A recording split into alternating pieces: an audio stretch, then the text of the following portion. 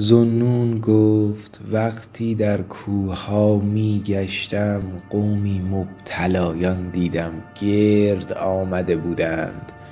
پرسیدم شما را چه رسیده است؟ گفتند عابدی است اینجا در صومعه، هر سال یک بار بیرون آید و دم خود بر این قوم دمد، همه شفا یابند.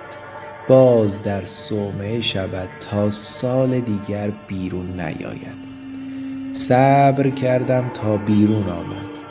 مردی دیدم زرد روی، نحیف شده، چشم در مغاک افتاده.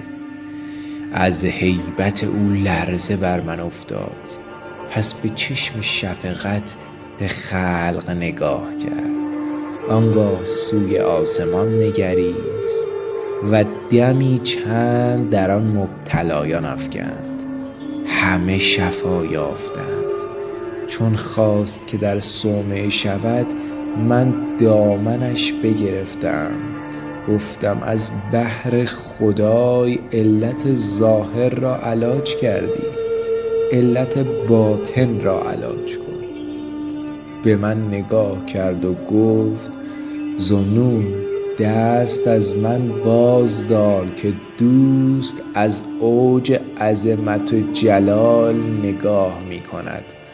چون تو را بیند که دست بجز از وی در کسی دیگر زده ای، تو را به آن کس باز گذارد و آن کس را به تو و هر یکی به یکی دیگر هلاک شوید. این بگفت و در صومعه رفت.